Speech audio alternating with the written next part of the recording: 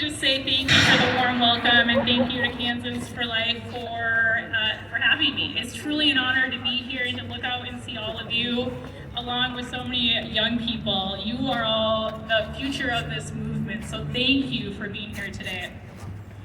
So this past summer, I had the privilege of going on a cross-country road trip with my family, and I was able to drive through Kansas twice. And I couldn't help but sense a unique spiritual atmosphere as I came through into Kansas. And I was praying, asking God what it was that I was sensing. The answer I received was clear. God's hand is on Kansas. I witnessed his profound love for the families in this state, the strong family values you all uphold, and your steadfast commitment to the core principles of our nation, especially the right to life. So take heart in knowing that God's hand is upon this state.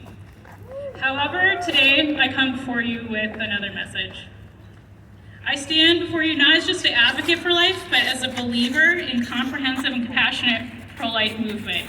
To be pro-life is to champion the well-being of women, children in the womb, and those who have already come into this world. It's more than a stance on abortion. It's a commitment to creating a society that supports every stage of life.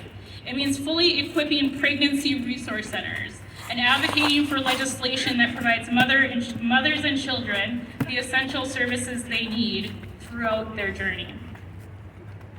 It's important that our commitment goes beyond words, that involves actively shaping a compassionate community that reaches out to those affected by the darkness, like that of human trafficking. So my road into this work was truly through guidance from God. As an adoptee from Honduras, Central America, my pro-life convictions were etched into my heart from the very beginning. I worked actively in my community starting in high school to bring pro-life issues to the forefront of my community. Throughout high school and college, my family brought me to marches. I spoke at hearings for pro-life legislation. I worked in the movement for 5+ years, but even for me, my understanding of other issues, such as human trafficking, were on the back burner until 5 years ago. I began working in a small rural Minnesota town as a mental health provider. I worked specifically with youth and began to see how they were feeling lonely, isolated, and desired to connect with those around them, just like all of us. But for many, it led to unhealthy relationships. And ultimately, I began to see youth being exploited by those who said cared for them. I didn't understand what I was seeing necessarily until I started to educate myself and ask other professionals. Human trafficking, they said. Even the children I was working with were experiencing this horrific trauma. Sometimes by a stranger, but often by a family member or another trusted adult. Many youth were in the foster care system. Many of the teens and young adults were those of color, but one thing was clear. This act of violence did not discriminate based on economic status. Even those in nicer neighborhoods or families of higher status were affected. And let me be clear, trafficking does not happen because of who people are, but because of life circumstances that make us vulnerable at certain points in our lives. And when I say human trafficking, that means the recruitment, the transportation, the transfer, harboring, or receipt of individuals through force, fraud, or coercion, all fueled by the sinister aim of exploitation for profit. As I said before, human trafficking's reach knows no borders. Its mark is felt globally, reaching individuals of all ages and backgrounds, and it's important to note nationally within this issue, it is the youth in our foster care system and women of color who bear the brunt, experiencing disproportionately high rates of violence. So our commitment to the pro-life cause extends beyond advocating for the unborn. It calls us to stand firm against all forms of violence and exploitation, recognizing the interconnectedness of life sanctity. Over the past 5 years, my journey has entwined with the lives of more than 300 survivors of exploitation and trafficking. I've worked with women whose stories bring you to tears. I've marveled at their strength and been privileged to bear witness to their pain.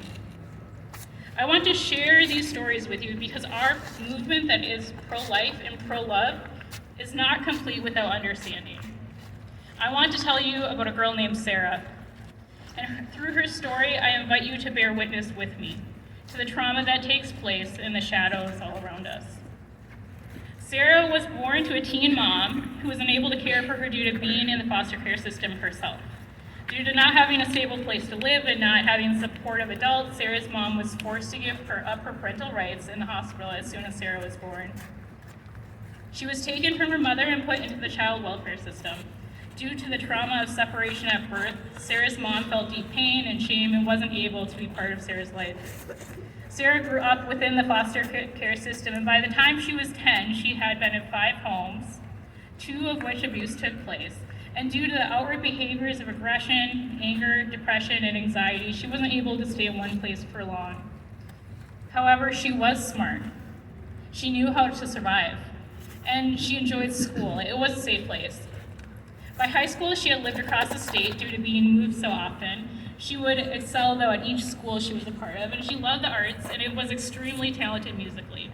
She started to post videos of herself singing on social media and gained a large social media following due to being truly talented. This became an outlet for Sarah. She gained a fan base of followers. She finally felt seen, heard, and loved. And one day, Sarah got approached on Instagram by a producer who said he found her videos and thought he could help her start a professional career as a musical artist. At the time, she was living between friends' houses in rural Minnesota and not connected to any healthy adults. She truly thought this was a way out of where she was, and she jumped at the opportunity. This producer was professional. He gave her choices. He told her he could help with some of the other issues she was having as she was technically homeless. His social media page looked legitimate. He was well known and outwardly well respected. She did all that was asked of her, and within the year, she found herself in California, in an apartment that was paid for by this producer, and she was making music. She was getting all that was promised. Then one day he told her things were tight financially, and if she wanted to maintain this career, he knew of some ways that she could make money. She found herself in a situation that she could not get herself out of. She was scared, but she truly felt she had no way out. She didn't have anyone back home who would help her, so she did what she was told, and months later she found herself pregnant. She admitted that she wanted to be a mother, which was unexpected, and she expressed to this producer that she planned on keeping this baby. This producer told her she would never make it if she kept this child. He would pay for her to get an abortion and pay her rent for 3 months, but would end her contract if she decided to keep this child. She would be completely alone again as she had been before. He told her she could ultimately make the decision she wanted, but left her without any resources or help and completely vulnerable and afraid. So maybe you can imagine the fear that Sarah felt. She felt that she was in a corner. She didn't have the means to care for a child, and she didn't have anybody else to talk about this with. Daily, this producer would offer to bring her to the clinic to get an abortion and offered more and more money each time. He said it was because he cared for her future. This had been the only person who stuck with her, and she felt she owed him her best shot at this potential success. She would be a mother later when she was more successful. So at age 17, she and this producer walked into an abortion facility and he pretended to be her father, and no one asked questions. The abortion was complete, and her life was forever altered. She continued to be trafficked by this producer for several more years, and they were not in a relationship, but he took on the role of a false protector. She felt she owed him something, and to Sarah, he wasn't a trafficker. She saw him as her producer, guiding her more than anyone else had in her life, so she thought. So allow me to pause here on Sarah's story. Her journey serves as a poignant reminder that human trafficking transcends geographical boundaries, infiltrating communities, including those seemingly in sheltered rural areas. Young lives, particularly children and young adults, become unsuspecting targets. The alarming prevalence of trafficking becomes a stark reality for many, with advocates of abortion unintentionally becoming contributors to the deep trauma faced by individuals like Sarah. Countless young women endure their struggles in silence, grappling with overwhelming emotions of fear and loneliness. They are coerced into internalizing shame. When confronted with narratives like these, it is crucial to acknowledge tactics employed by predators and traffickers who use manipulation as subtle yet powerful weapons used against their victims. Coercion can happen through violence, but more often it's subtle intimidation. It can manifest in the doubt sown by controlling individuals, friends, or family members. It's a force that shapes choices. We must emphasize and place ourselves in the shoes of others. Recognizing the heavy impact of coercion, that is why environments matter.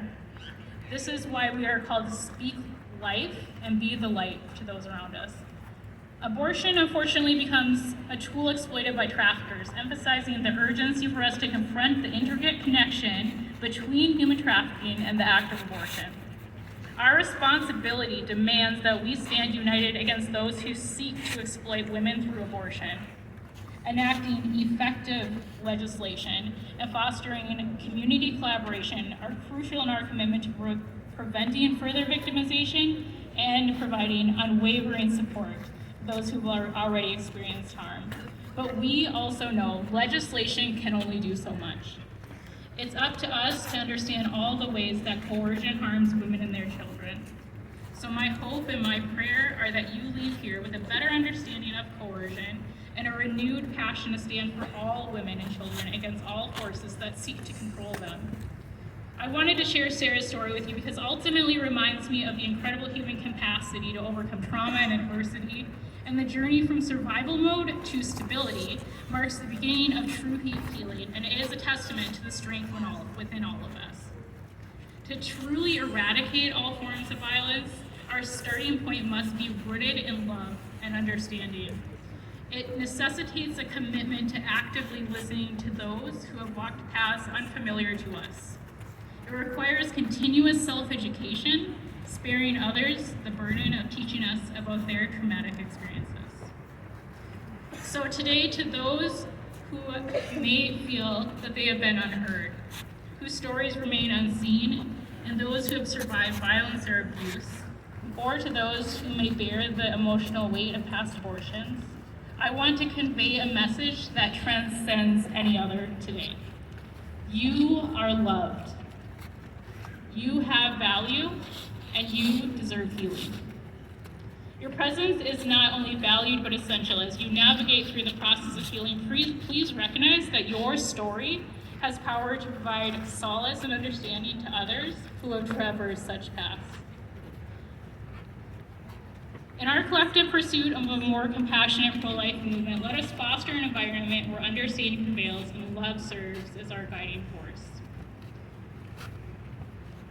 So I am happy to find resonance with these ideals in the pro-life movement of Kansas.